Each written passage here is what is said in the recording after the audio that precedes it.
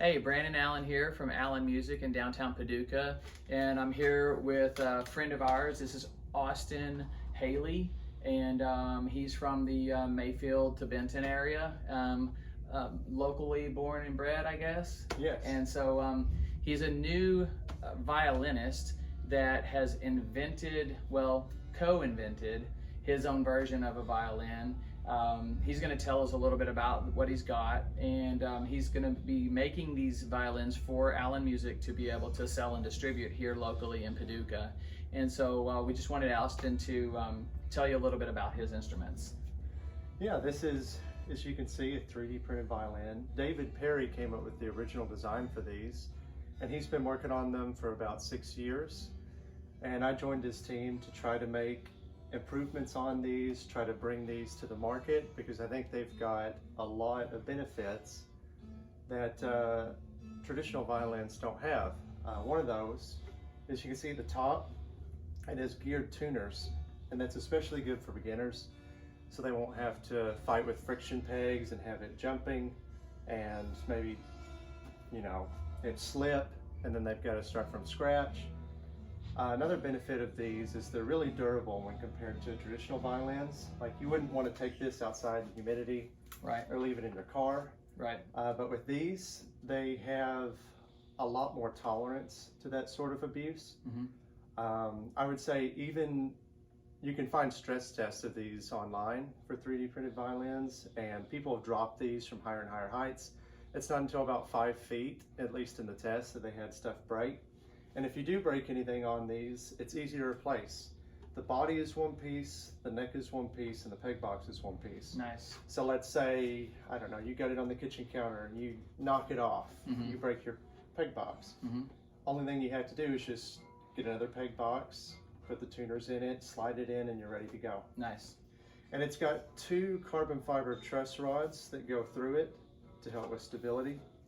And once these are settled, you won't have to tune them. You can just leave it on your wall, take it off, just like you would a traditional violin once it's settled for a while. Mm-hmm. And so to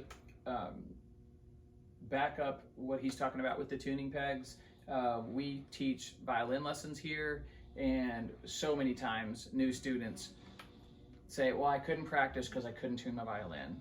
And so a week goes by, and one lesson down the drain because they couldn't practice because they couldn't get their violin in tune, or mom had to make a special trip up here to tune the violin.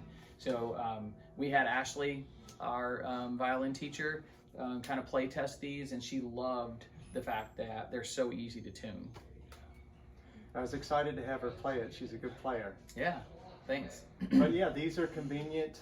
I would say they're really good for students, beginners. You can take them anywhere, not worry as much when you leave them in your car, or if you take them outside, for example. And they can handle abuse a lot better than traditional violins can typically.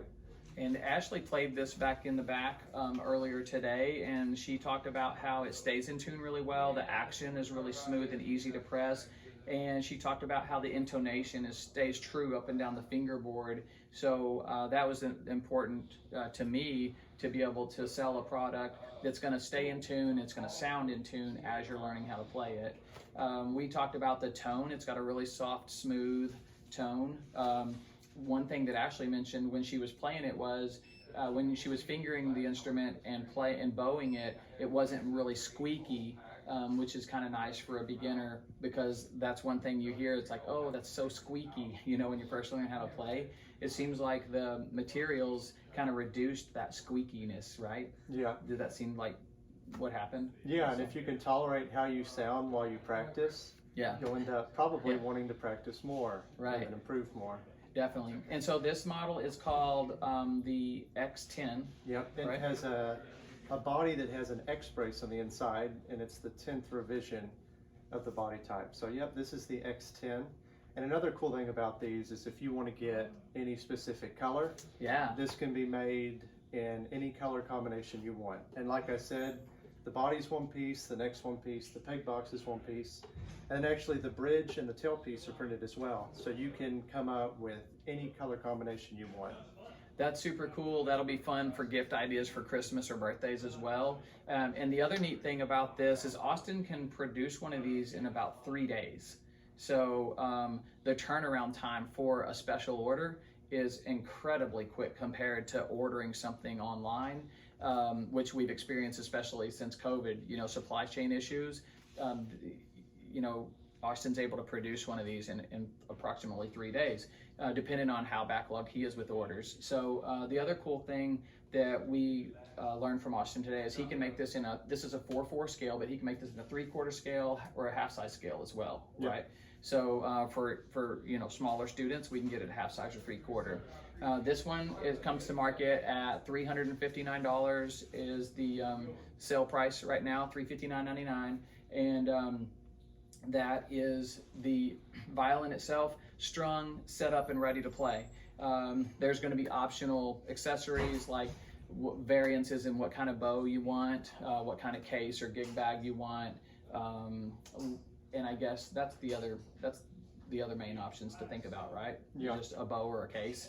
So other than that, it's $359.99, and then we'll give you options as far as like what bows to consider. You might talk to your teacher about that, or Ashley about that. Anything else you can think of? I think that we've covered everything. Thank you for having me in here, Brandon. Yeah, thanks so much, Austin. We're excited about the product. It's super cool. And so come on down to Allen Music at 215 Kentucky Avenue here in Paducah. And you can ask any of our team about the new X10. And so this is so new, Austin hasn't even really put a brand name on it. So we're just calling it the X10 for now, right? Yeah, if you find David's, he calls his the modular fiddles. Oh, modular. Okay. So if you want to do a little research online to see where like the whole idea and concept of this was birthed, it's David Perry. David Perry. And you can find him at OpenFab PDF. Okay, cool. Thanks so much, Austin. We really appreciate you. Thank you. All right. See you soon.